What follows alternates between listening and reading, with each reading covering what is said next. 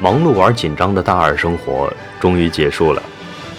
我越来越觉得，只有在差异中，人们才能找到情感的沟通和位置的平衡。就这样，想去远方探寻不一样的世界。朝鲜是一个在外界看来无比神秘的国家。全球一体化的进程中，朝鲜像一座人类文明的孤岛，有着不同的发展模式。在地图上看，它离我那么近，近的触手可及，但又似乎很远。与其说是朝鲜国家，不如说是朝鲜世界。我们对朝鲜的刻板印象停留在电视上，我真的好想去看看真实的朝鲜究竟是怎样的。我踏上了旅途，走进朝鲜世界。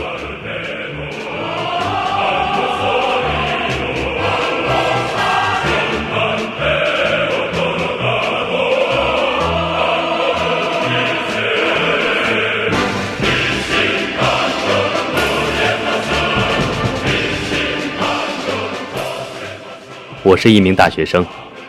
2019年1时，我踏上了前往朝鲜的火车。朝鲜，这个神秘的国家，在我看来是一场梦幻的嘉年华盛宴。朝鲜宪法写道，朝鲜是一个以金日成金正日主义为唯一思想体系的社会主义国家，由朝鲜劳动党执政。朝鲜曾多次修宪，将马克思列宁主义、共产主义等字词删除，并以金日成金正日主义替代。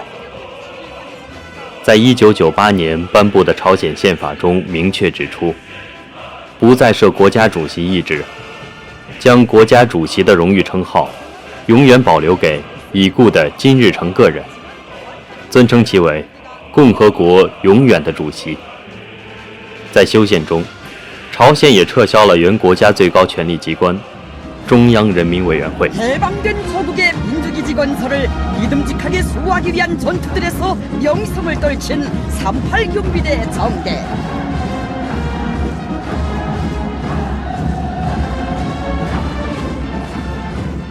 在朝鲜，纪年方式上也有所不同。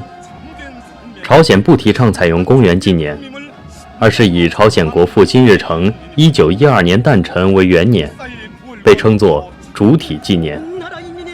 1912年也被称为主体元年。公元纪年则是辅助的纪年方式。在很多人的认知中，宪法是一个国家的根本大法，但在朝鲜，有凌驾于宪法之上的，地位高于宪法的树立党的唯一思想体系10大原则。2013年6月，原则中明确规定，应将我们党和革命的血脉白头山血统永远延续下去。也就是在法理上规定了朝鲜最高领导人之位应由金氏家族世袭继承。위대한 수령님들을 모시듯이 국민을 정의 받들어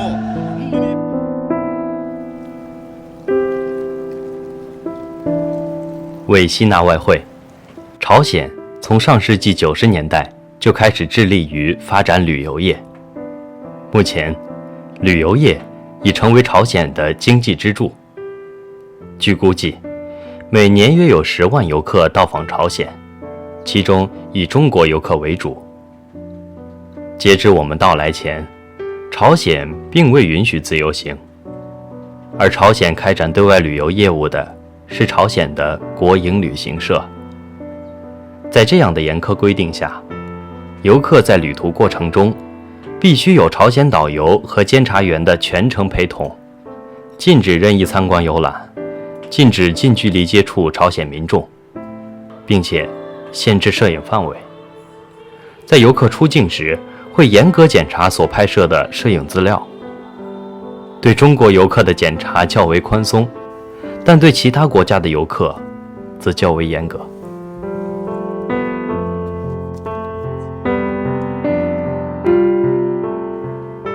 怀着对未知世界的神秘向往，我从中国丹东出发，即将踏上朝鲜半岛的土地。整趟列车上只有游客，没有负责人，没有导游。朝鲜导游会在平壤火车站等候我们。列车驶向中朝友谊大桥，驶过鸭绿江后，信号渐渐中断。想到这里，内心有一丝不安与恐惧。这是我旅行以来第一次有过惊心动魄的心理体验。这趟火车的目的地是朝鲜的首都平壤。进入朝鲜的第一站是朝鲜的新义州边防检查站。大伙儿从原本的嬉闹开始变得安静，整个列车鸦雀无声，等待军人们的上车检查。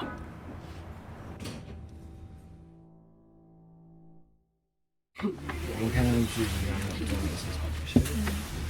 现在是他们认出来是我。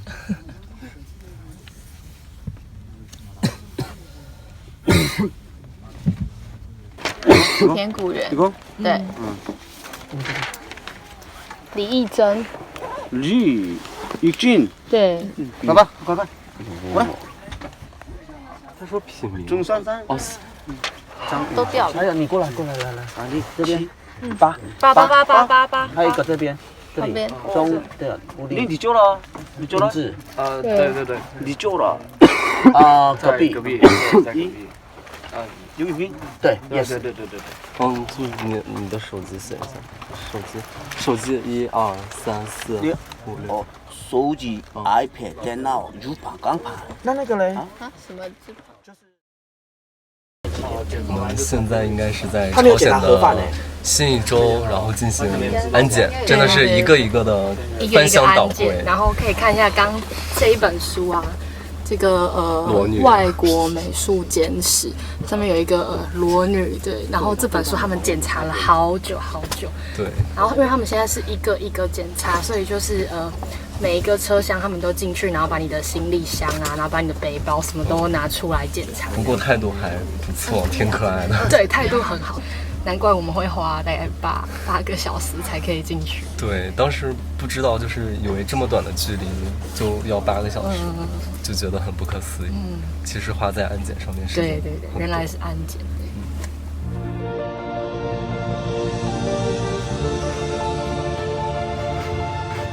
在经过长达4个多小时的严格边检后，列车开始缓缓启动。疲倦的游客也终于提起了一些精神。这样长时间的边防检查，把我内心的恐惧都一点一点地磨没了。坐在驶向平壤的列车上，望着窗外，大片的农田，少有人烟。在冬季的北方，显得了无生机，弥漫着死寂之感。经过一些民居，可以看到被粉刷着淡彩的小楼，或者是用塑料做的窗户。即使是在居民区，也依然人烟稀少。在这趟火车旅途中，偶然会在窗外看到几个孩子在冰上嬉戏，那么纯真，那么温暖。在我的视野中，每一个行走着的生命个体都能给我一份最真挚的感动。火车外的朝鲜民众会时不时地向列车里的游客挥手致意，有妇女，也有孩子，他们的行为也不难被理解。对于一个长期禁锢在这片土地的人来说，铁路就意味着远方、未来和希望。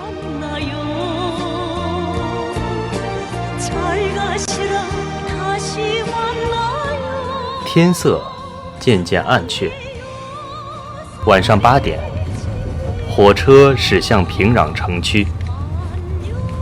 远处星星点点的灯光映衬脸绯红。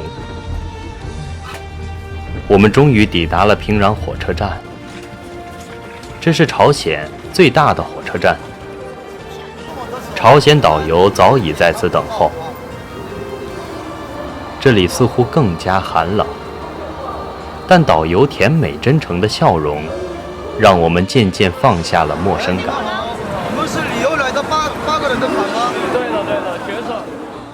整个车站都在播放着革命时代的歌曲，巨大的红色标语让我感到十分震撼。我们到啦。冷吗？还好。大家一起互动啊！冷死了！真的超爆冷。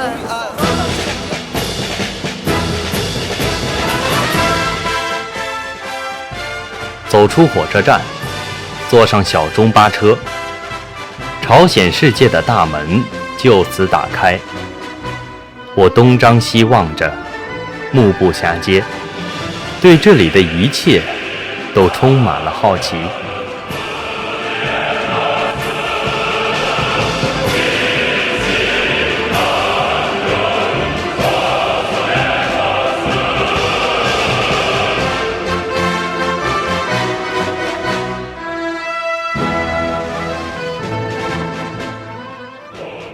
我们即将前往金日成广场的餐厅吃晚餐。朝鲜金日成广场相当于中国的天安门广场，是朝鲜的国家代表地域。朝鲜众多国家级集会均在此召开，许多著名的代表性建筑物，如人民大学习堂、朝鲜中央历史博物馆、朝鲜美术博物馆、主体思想塔等，均在此地。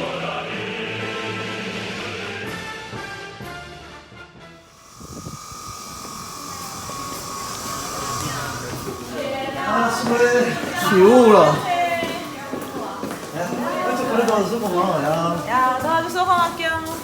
这是一家专门接待外宾的餐厅。这个晚上，只有我和几个同伴到访这个餐厅。一进入餐厅，我就感受到了朝鲜人民的热情。服务人员穿着朝鲜的传统服装迎接我们。晚饭也十分丰盛，有朝鲜的深海鱼肉、炒青菜，朝鲜特有的口感奇特的绿豆饼、辣白菜、鸭肉等。当然，还有著名的大同江啤酒。大同江啤酒被称为是平壤的骄傲。再看一个饼，口感怎么样？就软软，然后有一点点甜味。是甜的、有点绿豆，是绿豆饼。刚刚有说就是这里是就是金家他们就是来聚会的场所，然后你可以看到，因为我们刚进来也只看到只有我们一桌，所以等于这今天晚上大概就只有我们在这里吃饭。然后他说等一下会准备表演给我们看，等一下我们可以尽情期待一下他们会带来什么表演，而且他们的服务生是不是都是穿得很漂亮，今天也会做到。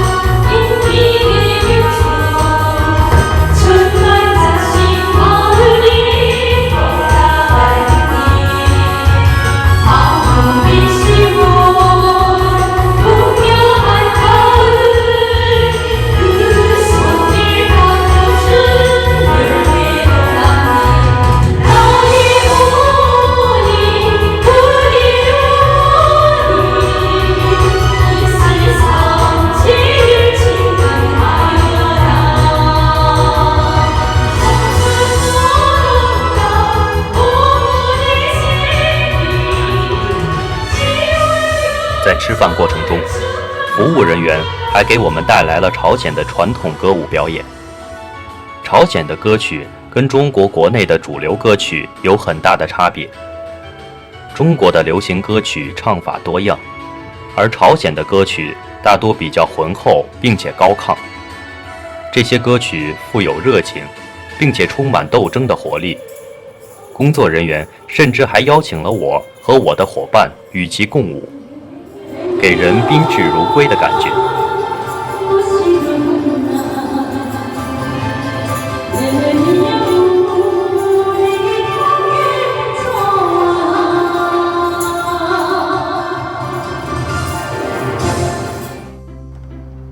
饭后，我们便前往此次筑巢的西山酒店。西山酒店目前是朝鲜接待外宾规格最高的酒店。酒店在建设和后来的改建过程中，都经过朝鲜3位领导人的亲自指导，3位朝鲜领导人也都在此住过。住的酒店是叫西山酒店，就是你可以看到现在背后这里，它是非常豪华的，这里是这里的1级酒店。然后它很特别的是，它是3代的领导人都在这边住过，所以是一个非常高级的酒店。这里很宽敞，有30层楼，但这几天只有10几位游客在此入住。令我惊讶的是，这个酒店的服务设施非常齐全，吧台、按摩室、发廊、KTV、影院等，我打算去一探究竟。照相，这边还有这种剪发、按摩的、美容的、理发的。这个是烫衣服，对，这个好全啊！确实，这确实可以吗？可以吗？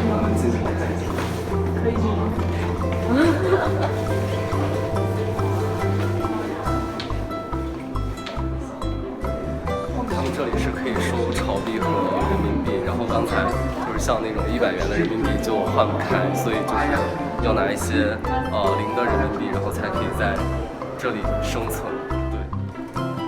现在来到的这个 KTV， 每个包厢都配有1名服务员。和中国国内自动化的点歌机不一样的是，这里的歌曲名都在一个厚厚的本子上，每首歌曲名前都有相应的号码。如果你想唱一首歌，需要告诉服务员号码，号码输入到机器里就点歌成功了。这是我头一次见这样的点歌方式，很有意思，也很新奇。唱一首3、4、1、2、3，开始。我们看一看都有什么歌，这个一定要好好录。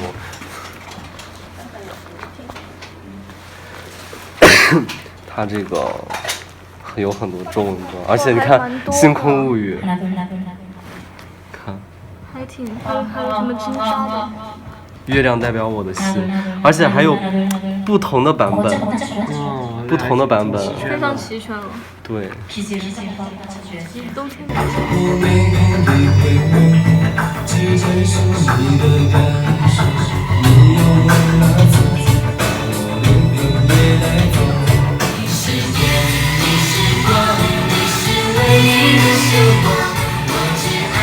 在点歌过程中，我发现朝鲜 KTV 收录有朝鲜当地的和中国的2部分歌曲。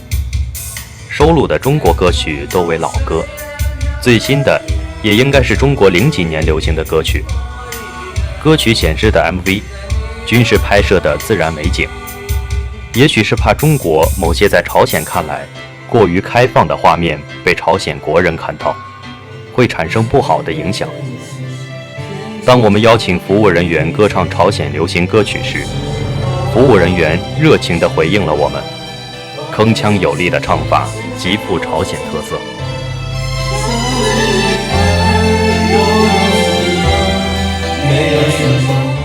朝鲜牡丹会唱的那个学习吧，然后真的在我们的 KTV，这个服务员也会唱这首歌。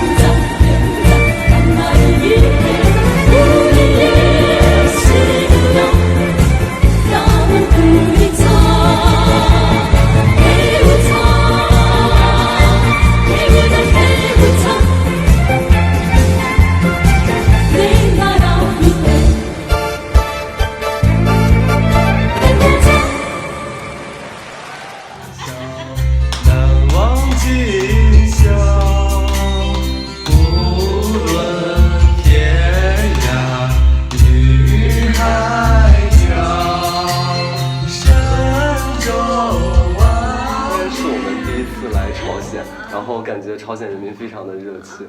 然后这是我们和我们一起唱歌的2位，然后非常开心的一个夜晚。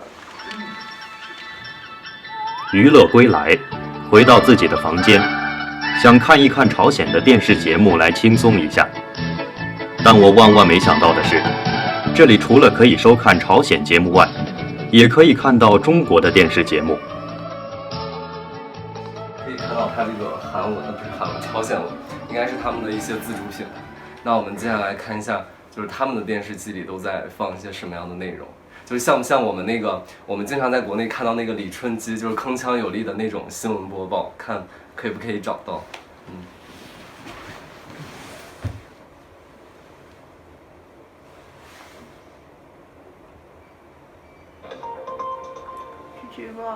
天气预报。这什么台啊？这个是什么？ DW 什么台？还有英文节目。这个是朝鲜的，因为左上角是这个。朝鲜。哎，等等，就是这个，就是这个。对，就是他，就是这个。我们找到了那个就比较铿锵有力的那个朝鲜的最高元帅。是的。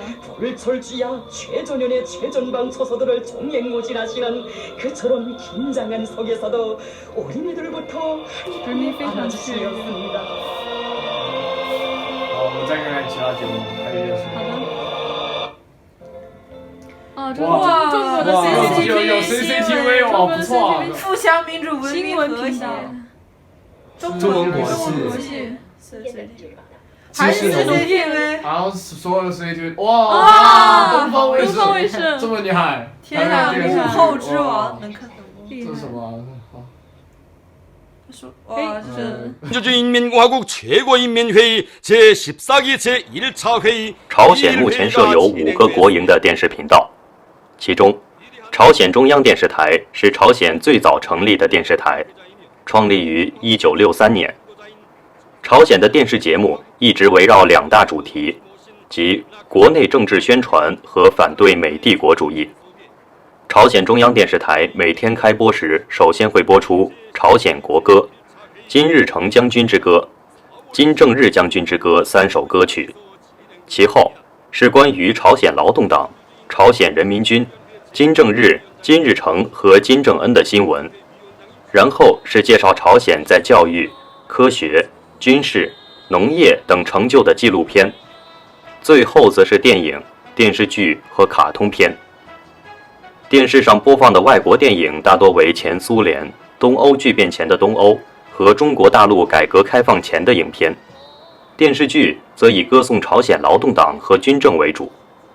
据中国中央电视台报道，朝鲜人收看的外国影视作品中，中国大陆的比例最高，主要的影视作品有《潜伏》、《王的盛宴》、《还珠格格》和《花木兰》等等。近年来，中国大陆的电影也在朝鲜受到追捧，例如《战狼2》。感动，然后每个都快要哭了。 우리 원수님 눈곱을 증시시였습니다. 유가온과 애유곤의 원아들도 모두 당의 아들 딸들이라고 얘들을 흉령하곤 원아들과 똑같이 돌봐주어 우리 흉령의 아이들을 끼워안으시고 따뜻이 어루만져 주시었습니다.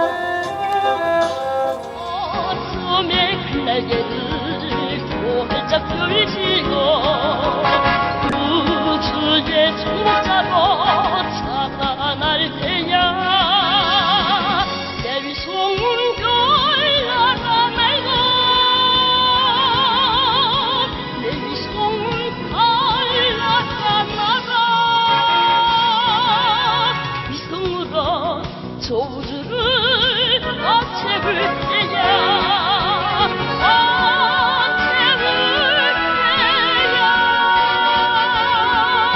2009年7月2日晚，一个长达2分47秒的大同江啤酒广告在朝鲜中央电视台播出，这是朝鲜电视台第一次播放商业广告。 대동강 맥주.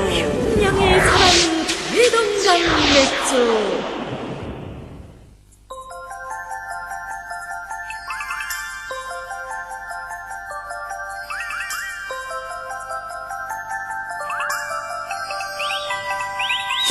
쌀 맥주。 쌀 맥주。 在当时，朝鲜领导人金正日在观看广告时发了火，朝鲜中央电视台随后就停播了这个广告。这一广告被朝鲜政府视为包含资本主义色彩，因此，朝鲜电视中目前还没有任何广告。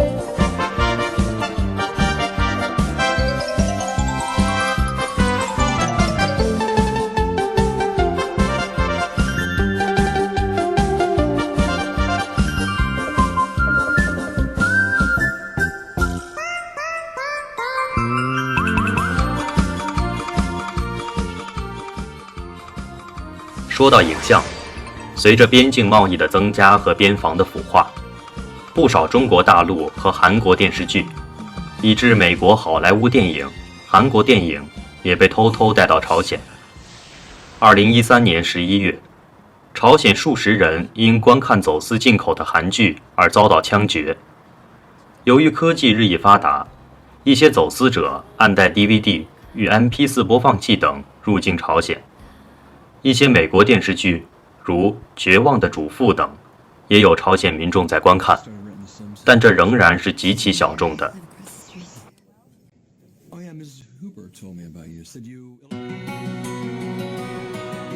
已是深夜了，夜幕降临，窗外一片漆黑与寂静，整个城市都在沉睡，远处星星点点的灯光。马路上还有极为罕见的汽车在缓慢行驶，这引起了我无数的遐想。在深夜，他们都还在干什么呢？这些车辆又要驶向哪里呢？期待第二天的旅行。平壤，晚安。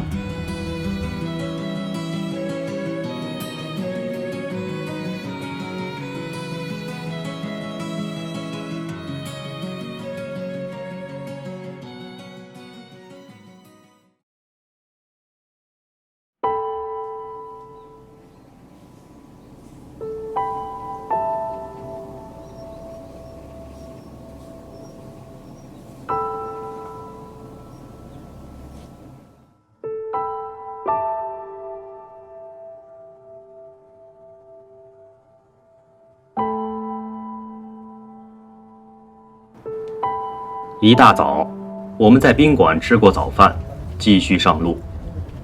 平壤街头，使人意想不到的干净整洁，看不到一丝垃圾。清晨的平壤被一片雾霾所笼罩，整个城市可以看到大大小小一直在排放着废气的烟囱。尽管这种生产方式对环境的危害极大，但对于朝鲜来说，一个个的烟囱也许就象征着一个工业城市的发展与崛起。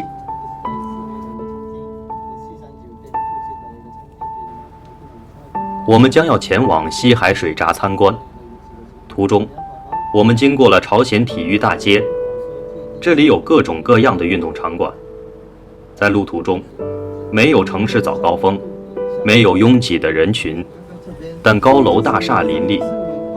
在第一世界纷纷放弃兴建摩天大楼的时候，第三世界的城市却蜂拥争取，以种摩天大楼来增加文化与象征资产，借此逃离浮现的巨大贫富差距以及基础设施不良的窘境。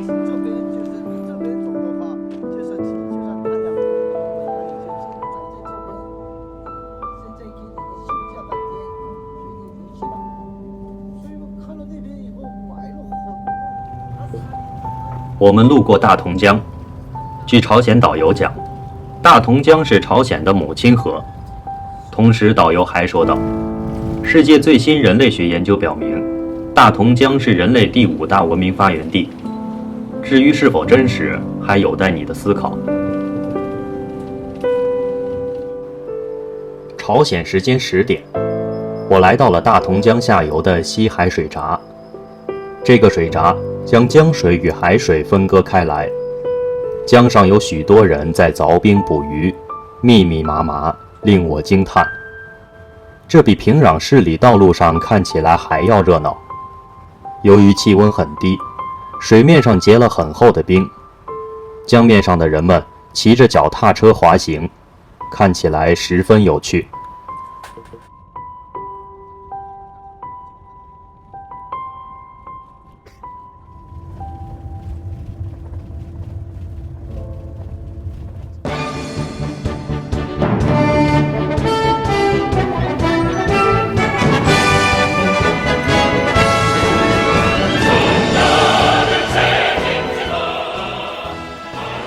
接着，我们被安排到观影厅观看水闸的建设视频。这个西海水闸是朝鲜人民辛勤劳动的成果。西海水闸保证了朝鲜内陆农田的供水，也提升了水利运输的效率。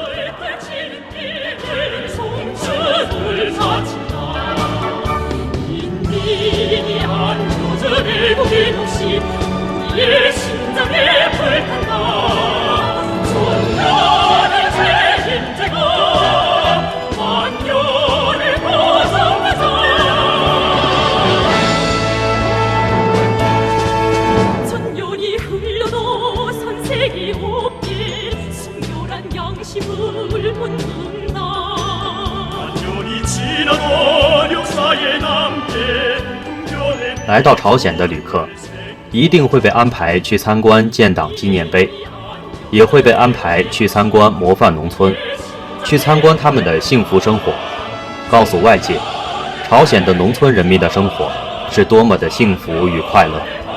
这一趟旅程也不例外。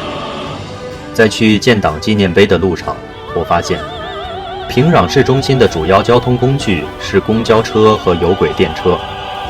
这里的人们不慌不忙地走着，带有一丝轻松与惬意。路两边的居民楼，可以看到很多人家都在阳台上架设太阳能板。导游说，每户朝鲜人家都希望自行发电，自己解决供电问题，为国家的建设而省电。我们也看到，阳台上没有挡风玻璃，也都没有悬挂衣服来晾晒。导游说，这是为了市容市貌，让城市看起来更整齐。建党纪念碑位于整个城市的中轴线上，镰刀象征农民阶级，铁锤象征工人阶级，毛笔象征着知识分子，周围的菱形象征着大团结。朝鲜各个单位会定期组织人们来参观建党纪念碑，增进对朝鲜劳动党的了解与忠诚。它的城市规划是规划的非常精细和严格的，是严格按照这个国家的历史还有党的历史来进行规划和建设的。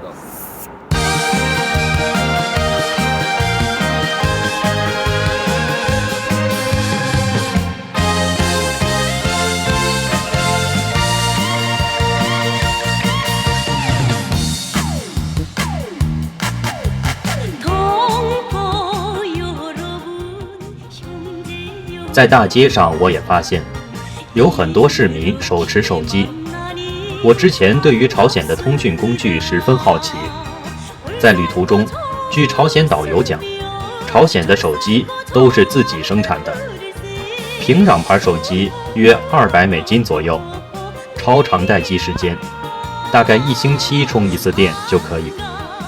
阿里郎国产手机更时尚一些，也会贵一些，大概$350，待机时间大概是2天左右。至于手机里的 App， 也是朝鲜自己开发的，包括手机、手机卡、网络、App 等。朝鲜的通讯设备都是自成体系，是无法与外界进行连接的。充电以后1个星期没问题。哦，可以用这么久？可以用这么久？电池比较好用，1个星期没问题。所以都不用充电宝？不用充电宝的。没有人在充电宝。阿里郎手机是2天啊，阿里郎手机是1-2天。那阿里郎手机比较新，是不是？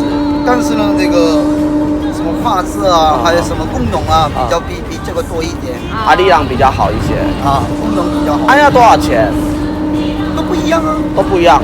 那你这种的话，就是平壤牌。这个我买的话，当时我买的时候，人民币来算的话，差不多2500吧，人民币来算的话。2500，我算是也是有点也是有点贵。然后当时一起买的阿里郎手机阿里郎手机差不多400美金。400美金啊，400美金便宜啊。那大家都会有手机吗？有啊，每个人都有。有便宜的也有，贵的也有，啥的。他们有手机票？不是，没有手机票，有啤酒票。有啤酒票，但是女生没有，男生有。女生没有，男生有。说到通讯，为防止国民从互联网接触到政府认为的外来不良信息，朝鲜政府推出了光明网内联网系统。朝鲜互联网主管部门会先从国际互联网中下载合适的内容，再将这些信息传至服务器。网民还可在光明网互通电子邮件和使用聊天工具。目前，光明网已覆盖平壤等主要城市，使用者达30万人，其中一半的使用者分布在平壤。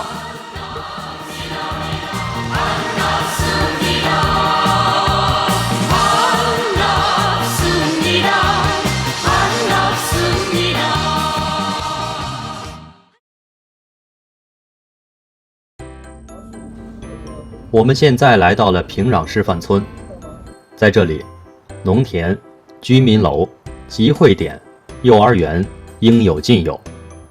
在这里，我们了解到，朝鲜是世界上唯一一个没有税务的国家。因为朝鲜是计划经济，所以没有私营企业，全部都是国营企业。朝鲜在教育、住房、医疗等方面，全都由国家提供服务。至于住房，朝鲜居民每月只用交象征性的使用费就可以，折合人民币约每月15元。人民的日常生活实行票务制度，每家按人口不同、职业不同、级别不同，发放的粮食数量不同，票的种类也不同。票的种类也很多，有粮票、杂粮票、水产票、燃料票、啤酒票等等，是按照地区户籍发放，但是使用的时间和地点都是有限制、明确规定的。如果想拥有一些奢侈品、额外的食物和衣服等，人们可以用自己所积攒下的生活费进行购买。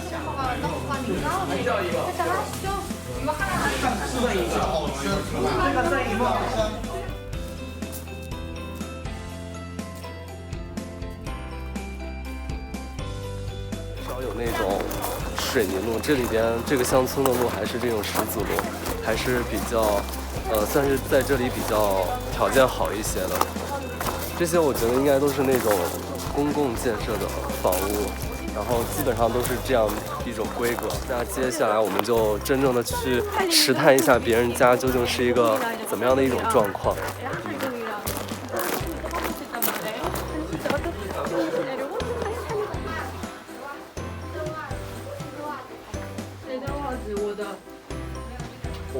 我们现在来到的一户就是刚才这个农村的一所人家里面，可以看到基本的生活设施也是非常好的，包括里面的装潢，就是天花板可能有一点点低，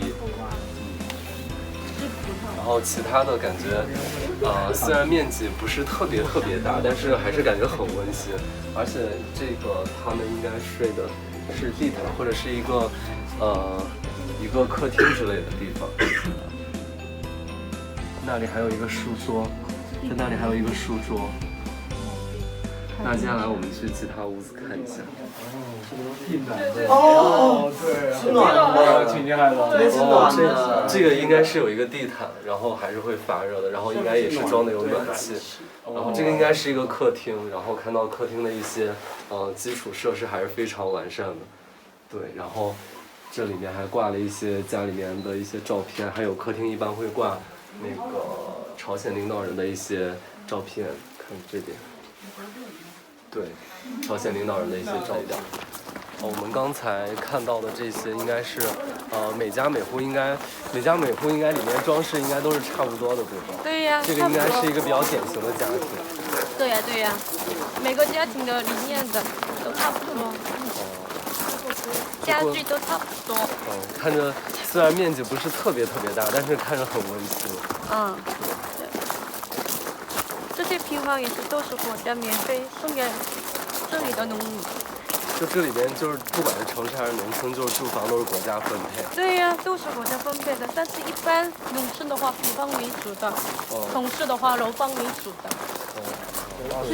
这个地方就是这个一个农场，他们叫农场，我看起来就像一个乡村一样。然后这是他们的一个比较中心一点的一个商场，然后他们这里买东西还基本上是凭票，就像它计划分配的是多少，如果超出粮票的价格之后，如果超出粮票的数量之后，你需要再交一部分钱，然后才可以购买更多的东西。那我们接下来继续参观完示范村后，我们还去看了旁边的化妆品专卖店，去看朝鲜最著名的化妆品品牌春香牌化妆品。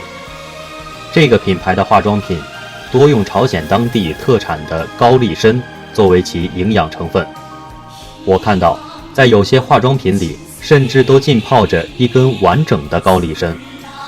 金正恩和夫人曾经视察过春香牌化妆品厂，明确指出化妆品的外观包装可以提升化妆品本身的价值，并亲自送上国外化妆品样本以作借鉴，并对朝鲜化妆品进入国际市场很有信心。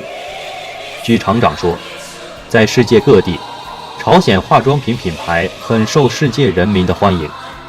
朝鲜曾把自己12美元的化妆品和法国兰蔻200美元的化妆品一并送往法国对比。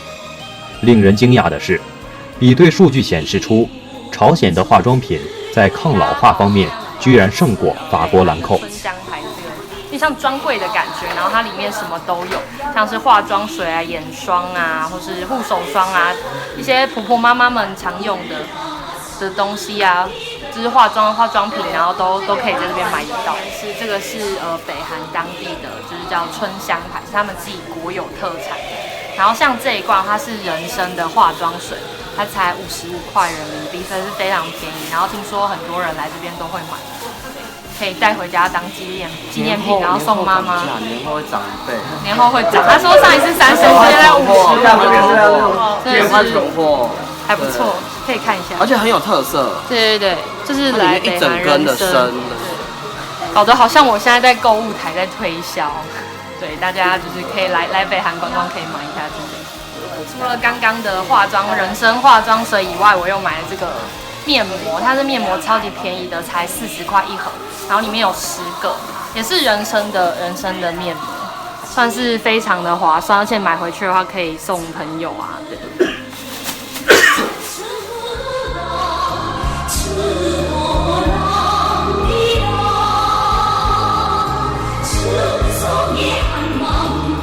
法国巴黎有一座举世瞩目的凯旋门，在朝鲜有一座比其规模更大的凯旋门。朝鲜的凯旋门是为了纪念金日成70大寿而建的。凯旋门于1982年全部完工，同时也为了纪念战胜入侵朝鲜的日本及美国。凯旋门表面有浮雕设计，东面和西面的墙面上有白头山的浮雕，南面及北面的墙面上则刻有朝鲜歌曲《金日成将军之歌》的歌词。你以为我们在巴黎的街头吗？看一下我们的后面，是凯旋门哦。但是这个凯旋门是比巴黎还高很多倍的凯旋门。此外，我们还参观了中朝友谊纪念塔。这个纪念塔是为了纪念1953年结束的抗美援朝战争。我在塔下凝视，仿佛看到前人为求得和平而奋勇抵抗的身影。我买了花束为士兵献花，以表达对老一辈的缅怀与敬畏之情。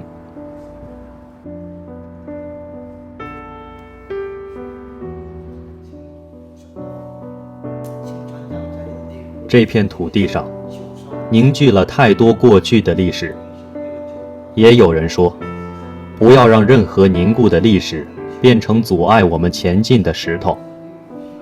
你怎么看呢？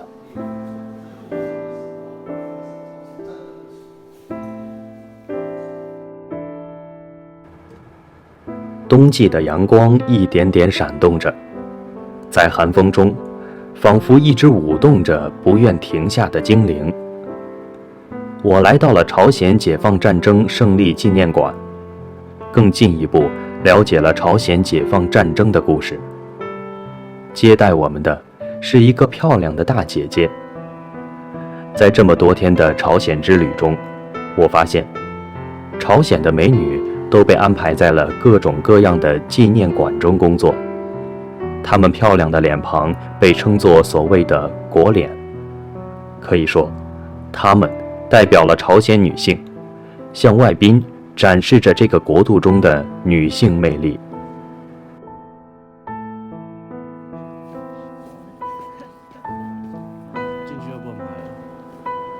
进入大厅，我被眼前华丽的装潢所深深吸引。富丽堂皇的室内设计让我目瞪口呆。首先，正对我们的是金日成、金正恩的巨大雕像。在巨大雕像面前，人们难免会肃然起敬。我发现，朝鲜设计最好的、不惜花费巨资建设的是各种各样的博物馆、美术馆、纪念馆等会展中心。朝鲜的各个事业单位也会定期组织朝鲜民众来此参观。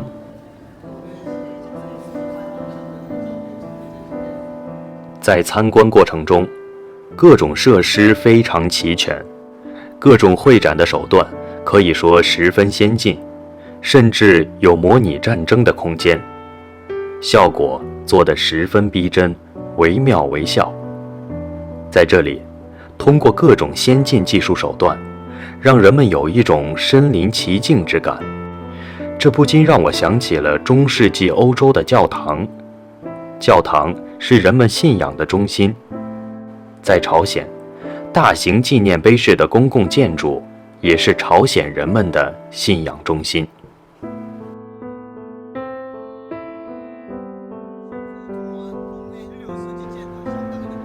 夜幕降临，整个城市似乎又要陷入沉睡，但不知为何，在这黑夜即将来临之际，好像有一股被压抑着的活力在不断跳动，仿佛就要迸发出来。这种城市景象是我不曾见过的，它深深地吸引着我。看着每一个行走的人，在路上慢速前进的汽车，我都在想，他们将要去哪里呢？记得我曾说过，在我的视野中，每一个炽热的生命个体都能给我一份真挚的感动。那是一个微弱的心跳，那是一个有思想的灵魂。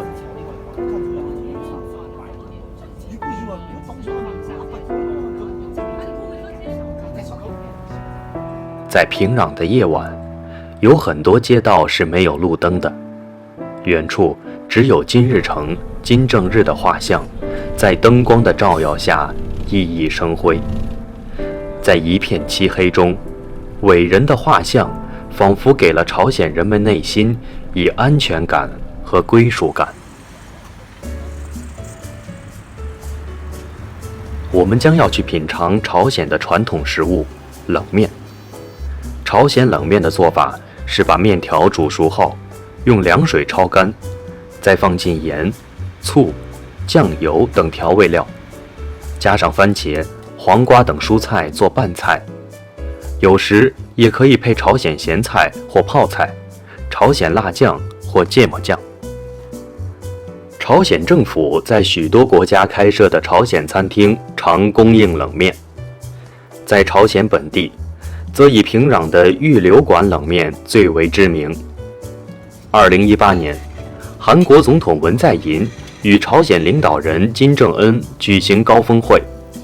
朝鲜应文在寅的要求，由预留馆厨师到板门店的统一阁制作平壤冷面，作为晚宴餐点之一。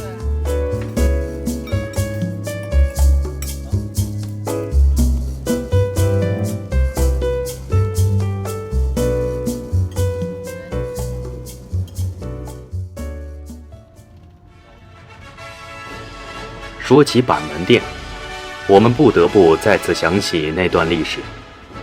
板门店可以说是朝鲜半岛戒备最森严的地方，这里是一个民族分割的历史见证。从平壤市中心出发，走在统一大道上，据说这条大道连接着平壤和首尔，而在大道上最著名的标志就是朝鲜统一3原则雕像了。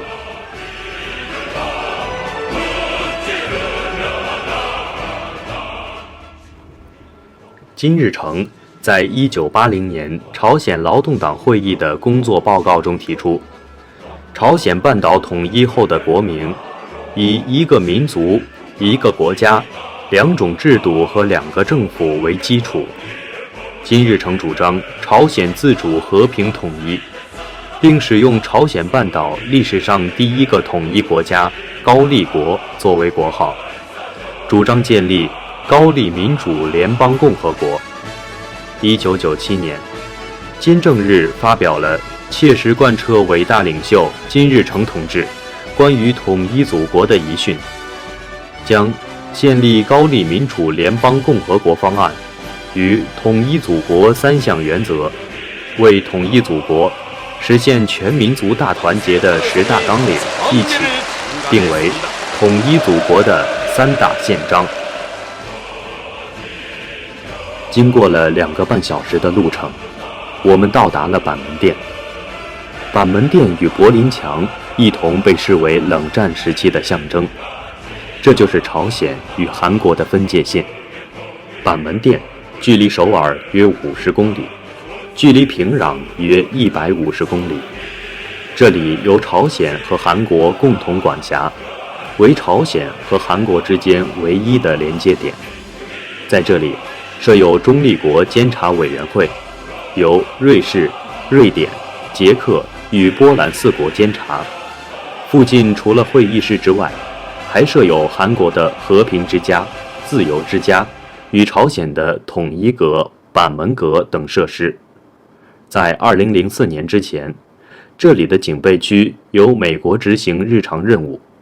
2014年10月31日，美方把板门店共同警备区域警备任务正式移交给韩国。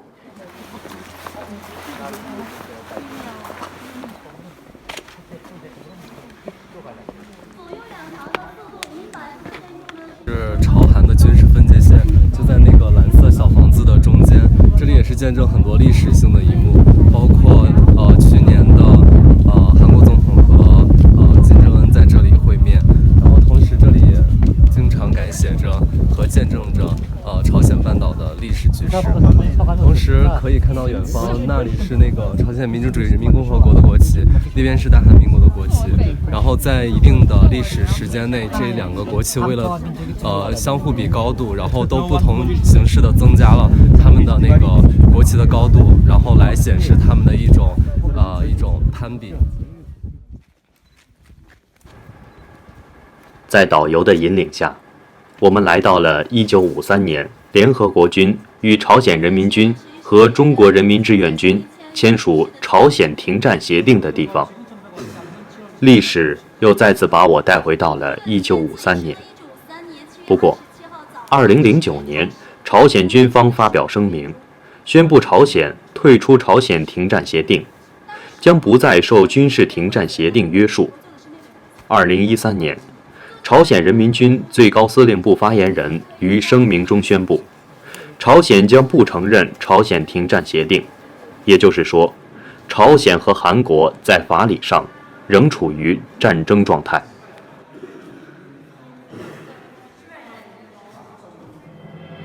美国政府总是扮演着国际事务的中间人，在朝鲜半岛也不例外。而朝鲜对于美国的态度，也是令人琢磨不透。一方面，国内的宣传机器告诉民众，美国是可耻的，它是世界和平的威胁。美帝国主义长期虎视眈眈朝鲜，长期对朝鲜实施制裁，必须要旗帜鲜明地反对美帝国主义，必须打倒美帝国主义。另一方面，在特朗普访问朝鲜时，国内又大肆报道，夸张地说，这开启了朝美关系的新篇章，打开了新格局。美国就像朝鲜和韩国的情人，时刻左右着这两位的情绪和关系。 트럼프 대통령의 판문점 상봉 요청 의사가 세상에 전해진 순간부터 극적인 사변이 이루어진 순간까지 하루 남짓한 시간 동안 온 지구촌의 눈과 귀가 또다시 조선반도위로 집중되고 판문점에서의 조미순의 상봉 소식에 대한 관심과 기대가 온 행성을 뜨겁게 달구며 격정과 흥분으로 열광해왔습니다.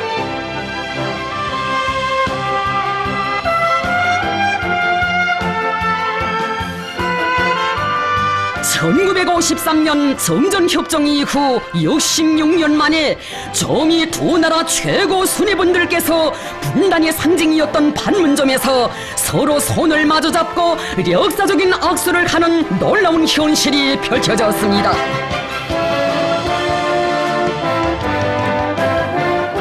최고領導者 동지께서는 전 세계가 지켜본다고 역사상 처음으로 우리 땅을 밟는 첫 미국 대통령으로 되라고 하시면서 트럼프 대통령을 우리 측 지역으로 초청하셨습니다.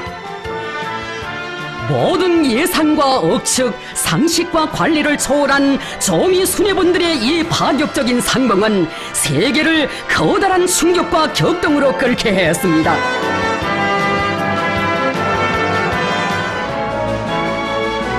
경의하는 최고領導者 동지께서는 문재인 대통령과 작별하셨습니다.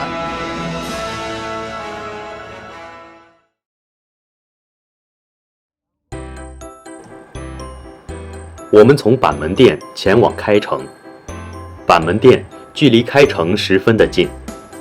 在古代，开城是高丽时代的古都，经历了500多年的繁荣，传统商业十分兴盛。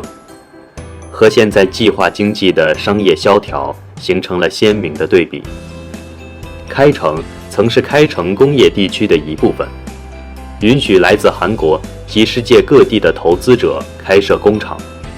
朝鲜提供场地和劳动力，其他国家提供资金、技术等支持。2002年，朝鲜制定开城工业地区法。2003年。 开始第一期区划的建设。2005年就已经开始产出一些产品。韩国人员越过38线往来开城，这使得外界对朝鲜有了效仿中国进行改革开放的说法。但在2013年4月至9月间短暂关闭。2016年2月，朝鲜宣布关闭开城工业区。 并将园区划为军事管制区。自此，朝鲜开城暂停对外开放。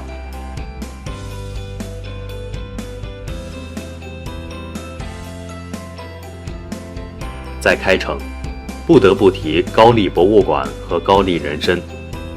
高丽博物馆最初为11世纪初叶高丽王国的行宫大明宫，当时曾作为外国来宾的住宿地。 称为顺天馆，后来又改作宣传儒教的僧务馆。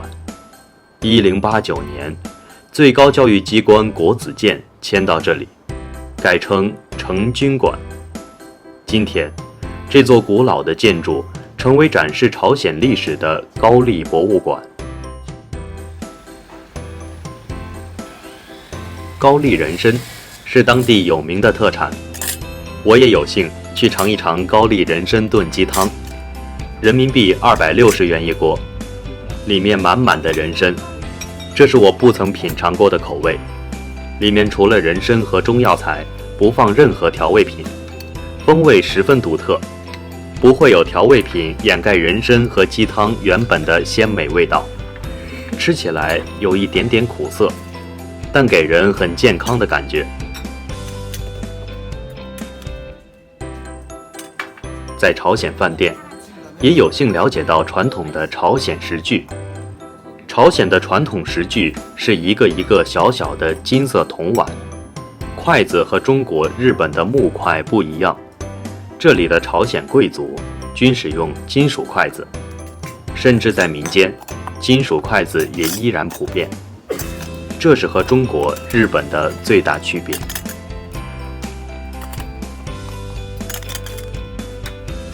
在这个桌上有1、2、3、4、5、6、7、8个就是这种铜盘装的东西的食物，然后是非常丰盛，有点像是以前就是皇上在吃饭的时候的那种小小的餐点，然后再。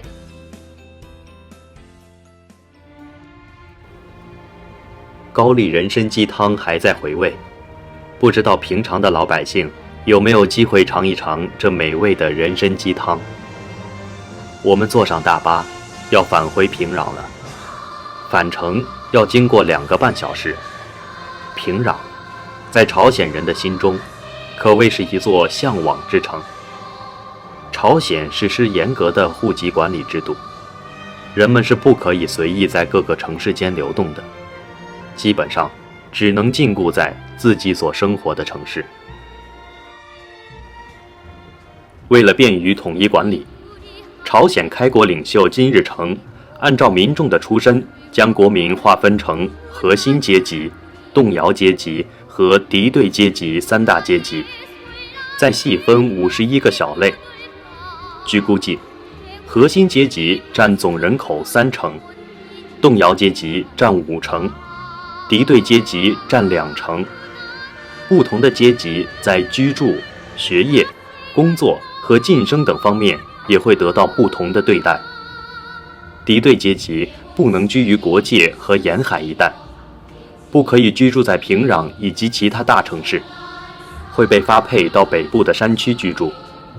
他们难以升读大学，在粮食或资源短缺时，他们会最先失去粮食和资源的配给。在军中，他们也难以晋升到上尉或以上的级别。反之，核心阶级除了可定居于平壤外，还可以取得豪华的房屋，房屋由国家配给。在能源或粮食短缺时，他们的粮食和资源优先配给。他们也能在平壤最有名的大学完成学业，而最高级别的人甚至可在毕业后免服兵役，并能随即加入政府，成为公务员，得到良好的待遇。所以说，居住在朝鲜首都平壤的，都是朝鲜有地位、有权势的人，他们的生活也代表了朝鲜最高的生活水准。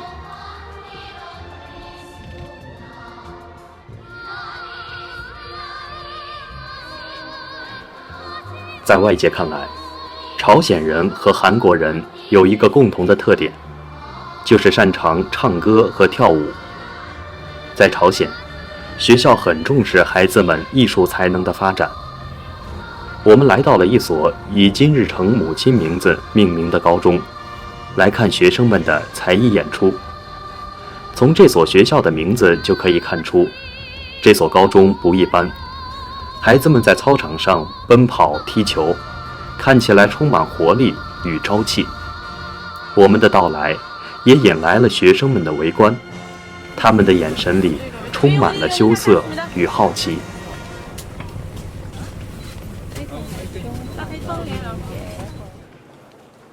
朝鲜政府自1975年起，向国民提供12年制的义务教育，因此学龄儿童入学率由不足35%上升至现在的100%。此外，朝鲜教育还有很多朝鲜特色。首先是该国实行中央统一集中的教育管理体制，其次，朝鲜的教育具有极其浓厚的政治色彩。学生除了要学习朝鲜语、英语、科学和历史外，还要占用4至8成的时间学习金日成父子的生平事迹，以及他们提倡的主体思想和先军思想。我们现在来到的是平壤市的一所高中，这所高中的名字是用金日成母亲的名字来命名的。接下来我们会在这里欣赏高中同学们的表演，让我们一起期待。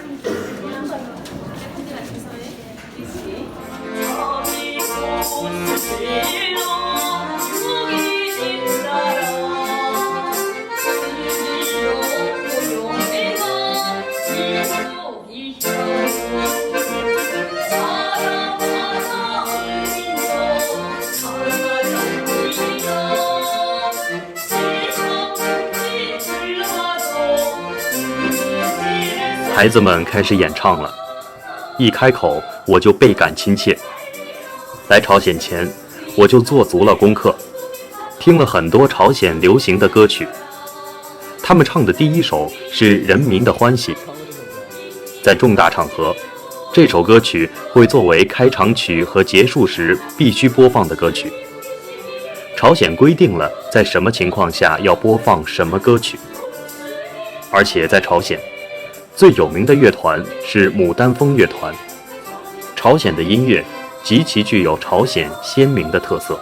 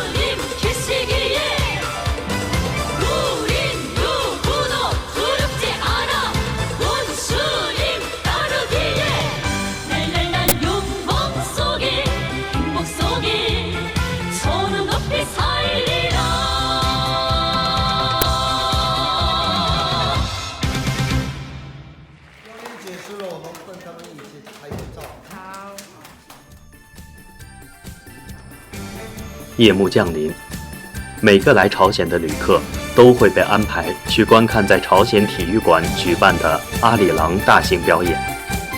这是一个上万人的表演，背景墙是一个一个的人所组成的。这样的演出规格不亚于一场奥运会的开幕式。这样的表演每天都会上演，无论游客有多少，上万的演员为这些游客来表演，听起来十分夸张，但这就是事实。表演结束，再次响起熟悉的歌曲《人民的欢喜》。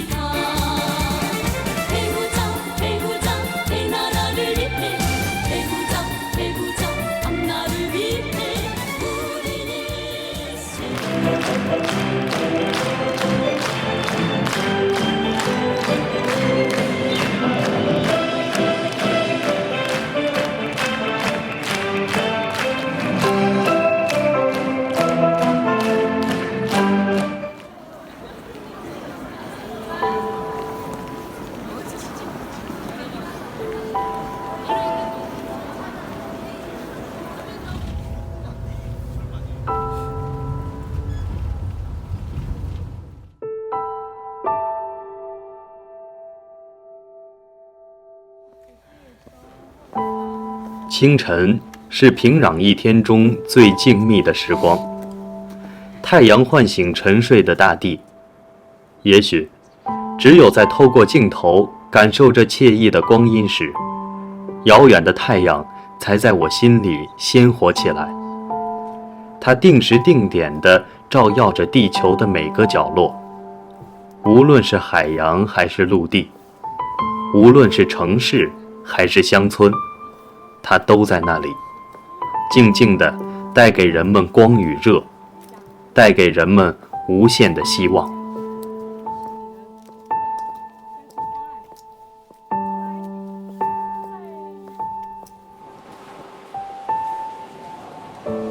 大家好，我们现在位在是平壤的地铁，然后听说这是全世界最深的地铁，然后是60年代建的，对，然后对，然后他说最深的地方有到190米，然后平均是100米左右。对，大家可以看到这个深度。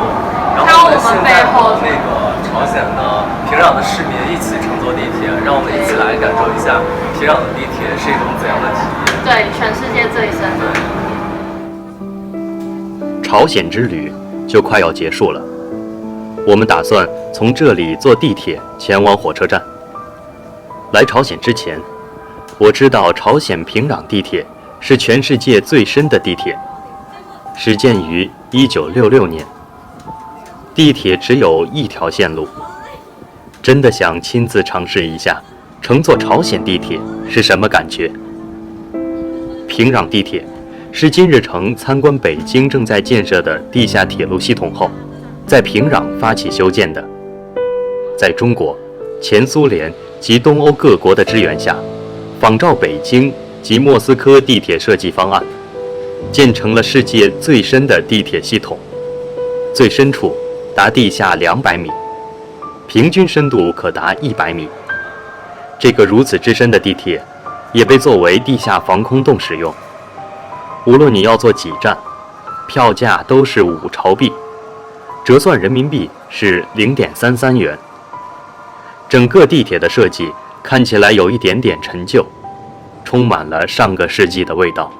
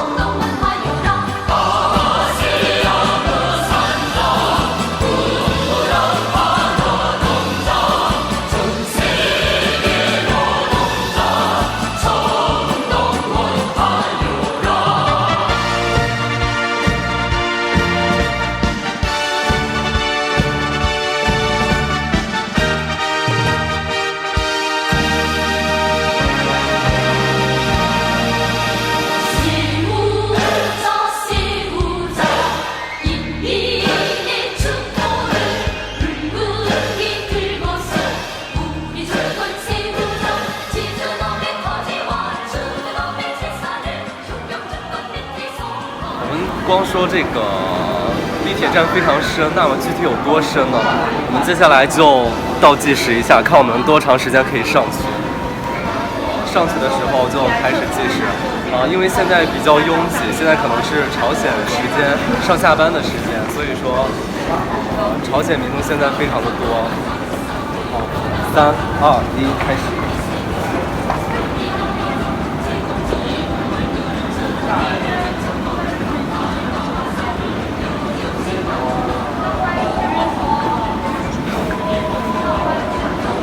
现在是第14、15秒。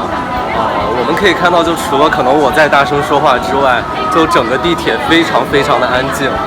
它刚才体验过之后，它不仅速度非常快，而且真的很平稳，然后就真的是也是非常安静。然后整个大厅里面都在播放音乐，都在播放朝鲜的音乐。那么现在已经过去了将近40秒的时间，但是我还看不到那个出口在哪里。现在1分半钟马上就要过去了，可是我们依然看不到它的出口。而且其实这个电梯的速度真的非常快，比我们一般乘坐地铁的速度都要快。即使在这样的情况下呢，也快有2分半钟了。我们终于出来了，稍等，我要暂停了。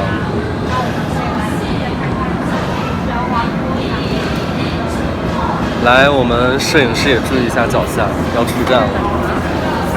好，我现在看到我们从地铁下面上到出站口，用了2分36秒。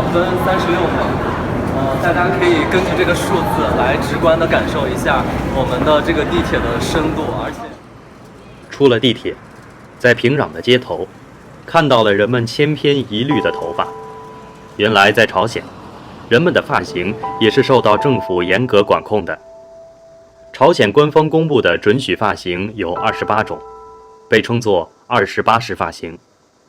这些发型都是朝鲜官方挑选出来的，是最舒适且能抵御资本主义腐化影响的发型。朝鲜媒体也多次向全国发出呼吁，号召民众衣着得体，发型简洁。朝鲜妇女一般留直发，穿着传统的民族服饰。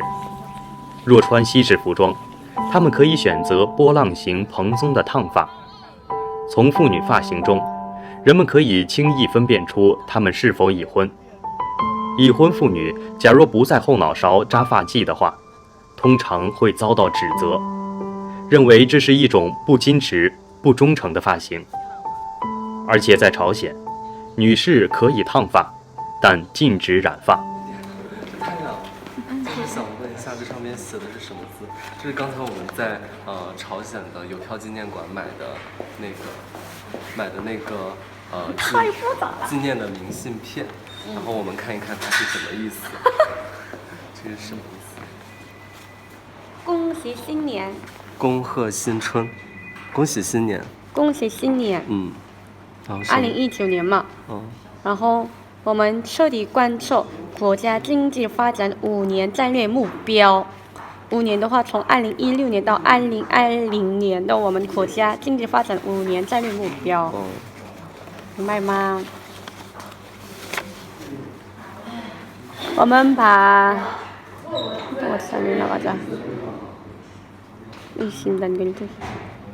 们朝鲜人民一心团结，在党的周围一心团结。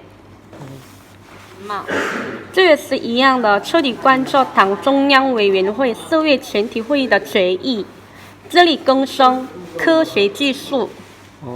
也是下面写了2019年，恭喜新年也是一样的。恭喜新年。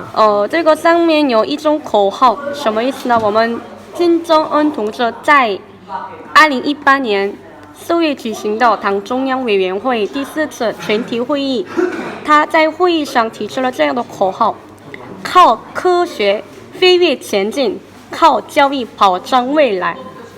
这样的意思，明白吗？没有。谢谢。谢谢。拜拜。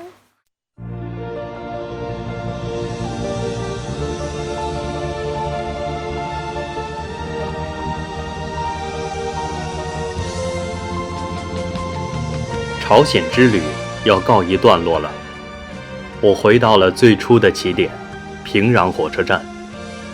里面有宣传小分队在为朝鲜民众进行着思想宣传。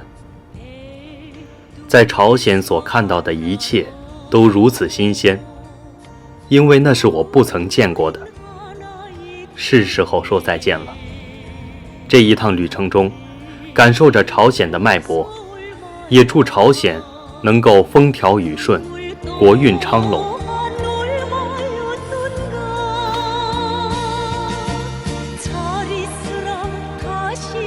夕阳西下，这是离别的晚霞。火车渐渐开动了，看着导游挥别的手，竟有一丝不舍。那种难以忘怀的情绪在心中激荡。在这里，没有网络，在闲暇时光，我只能和同伴进行交流。正是这样面对面的沟通，让我们建立起了纯真而又良好的友谊。每个人之间的关系都如此亲密。同时，我也重新思考着幸福的定义。也许在我们所生活的高度商业化的社会，我们有我们的快乐与苦楚。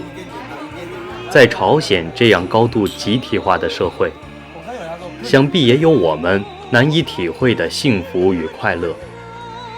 现代社会让每个人越来越成为独立的个体，每个人都是独立的个体，似乎也是真理。我们好像都如此的孤单而又无助。回想这次朝鲜之旅，我们的大巴像一座孤岛，我们进入了朝鲜人们的日常生活，进入了他们的房子，进入了他们的学校，进入了他们的街道，进入了他们的世界。但是他们又似乎离我如此遥远，遥远到我似乎从未接触过他们，从未了解过他们，从未与他们对话过。